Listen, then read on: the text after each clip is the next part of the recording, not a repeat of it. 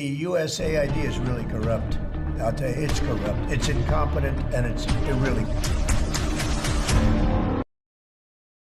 የዓለም አቀፍ ተራድኦ ድርጅት ወይንም USAID ሰራተኞች ሚስጥራዊ መረጃ የያዙ ሰነዶችን እንዲያቃጥሉ ትዕዛዝ እንደተሰጣቸው ተነገረ። ትዕዛዙም ሰራተኞችን ግራ እንዳጋባ ተነግሯል። ድርጅቱ ሙሉ በሙሉ ሊፈርስ ይችላል የሚለውን ግምትም አጠናክሯል። ለምን ብለን እንጠይቅ። አብራችሁን ቆዩ። One of the most common complaints you will get if you go to embassies around the world from State Department officials and ambassadors and the like is USAID is not only not cooperative, they undermine the work that we're doing in that country. USAID ወይንም የአሜሪካ ዓለም አቀፍ ተራድኦ ድርጅት ዓለም ላይ መነጋገሪያ ከሆነ ሰነባብቷል። ከ6 ሳምንታት ግምገማ በኋላ አሜሪካ 83% የሚሆነውን የአሜሪካ ዓለም አቀፍ ተራድኦ ድርጅት ወይንም USAID ፕሮግራሞችን መሰረዟን የአሜሪካ የውጭ ጉዳይ ሚኒስትር ማርኮ ሩቢዮ መግለጻቸው ይታወሳል። በቢሊዮን ዶላር ወጪ ይደረግባቸው የነበሩ 5200 ኮንትራቶችም እንደተቋረጡ አክለዋል። ከዚህ በላይ ማርኮ ሩቢዮ በሰዓቱ እንደተናገሩት እነዚህ ለብሔራዊ ጥቅማቸው ምንም የማያገለግሉ አንዳንዶቹም እንደውም በሚጎዱ ጭምር ናቸው ብለው ነበር። በዚያው ገለጻቸው ላይ የተቀሩት 18% የሚሆኑ ፕሮግራሞች ማለትም ወደ 1000 የሚጠጉ በስቴት ዲፓርትመንቱ በአግባቡ እየተመራ እንደሚቀጥል አጽንኦት ሰጥተው ተናግረው ነበር። የዶናልድ ትራምፕ አስተዳደር ከዩኤስኤድ ጋር በተገናኘ እርዳታ እንዲቆም ውሳኔ ማስተላለፋቸውን ተከትሎ በታዳጊ ሀገራት በተለይ በአፍሪካ የተለያዩ ሀገራት በአሜሪካ እርዳታ የተቀጠሩ ሰራተኞች ስራ አጥ ሆነዋል።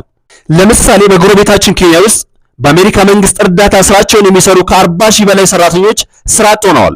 ከ150 በላይ ክሊኒኮችም ተዘግተዋል። በሀገራችን ኢትዮጵያም ከዩኤስኤድ እና ሲዲሲ ጋር በተገኘ ድጋፍ በጤና ዘርፍ ስራ እየሰሩ ያሉ ከ5000 በላይ ሰራተኞች ውላቸው እንዲቋረጥ ጤና ሚኒስቴር ትዕዛዝ መስጠቱ ይታወሳል። ይህም ቁጥር በጤና ሚኒስቴር ብቻ የታዘዘው እንደነበር በሰዓቱ ተገልጿል። ከዩኤስኤድ ድጋፍ ጋር በተያያዘ የሚሰሩ መንግስታዊ ያልሆኑ ድርጅቶችና ፕሮግራሞች መኖራቸውን እንዳስረሱ ጤና ሚኒስቴሩም ተፈጻሚነቱ ከጃንዋሪ 24 2025 ጀምሮ ነው ባለው መሰረት ከዛ ዕለት ጀምሮ በሀገሪቱ ተግባራዊ ተደርጓል። ይህ በእንዲህ እንዳለ ነው የአሜሪካ ዓለም አቀፍ ተራድኦ ድርጅት ወይንም USAID ሰራተኞች ሚስጥራዊ መረጃ የያዙ ወረቀቶችን እንዲያቃጥሉ ትዕዛዝ እንደተሰጣቸው ቢቢሲ ዘገበው። እንደ ቢቢሲ ዘገባ በዚህ ትዕዛዝ የዩኤስኤድ ሰራተኞች ግራ እንደተጋቡ ነው። የድርጅቱ ጊዜያዊ ጸሐፊ የሆኑት ኤሪክ ዌካር ለሰራተኞቻቸው በላኩት ኢሜል ከዋሽንግተን ቢሮ ሚስጥራዊና ግላዊ መረጃዎችን በማስወገዳቸው ምስጋናን አቅርበዋል። አሁን እየተባለ ያለው ሰራተኞቻቸውንም አንድ ቀን ለሚወስድ የመረጃ ማጽዳት ስራ በቢሮ አቅራቢያ እንዲገኙም ትዕዛዝ ማስተላለፋቸውን ኢሜላቸው ያሳያል። የምትችሉትን ሰነድ ቅደዱ ቀጥሎም አቃጥሉ ይላል ጸሐፊዋ በኢሜል የላኩት መልእክት። ኢሜሉ ሰራተኞችን ሚስጥራዊ መረጃ የያዙ ከረጢቶች ላይ በማይጠፋ ማርከር ሴክሬት ብለው እንዲጽፉ እንደሚያዝም ቢቢሲ አሳውቋል።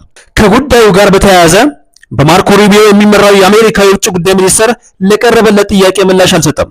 USAID የአሜሪካው የእርዳታ ድርጅት ያቃጠላቸው መረጃዎች ቅጂ አስቀምጠው እንደሆነ እስካሁን ግልጽ አይደለም ሲልም ቢቢሲ ያክሎበታል።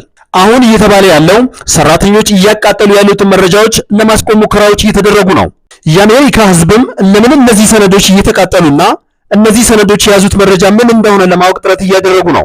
አሁን ባለው ሁኔታ የዩኤስኤድ ሰራተኞች ሰነዶችን የሚያቃጥሉበት ምክንያት በዋናነት ሊሆን ይችላል ተብሎ የሚጠቀሰው የፖለቲካ ጣልቃ ገብነት ነው። ሌሎች መላምቶችን ስንመለከት በተለያዩ ሀገራቶች የተቃዋሚ ፓርቲዎች መደገፍ ወይም ዲሞክራሲ ላይ ጣልቃ መግባት ሊሆን ይችላል።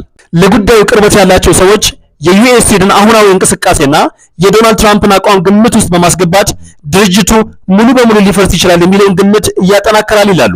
አበቃው። ጤና ይስጥልኝ።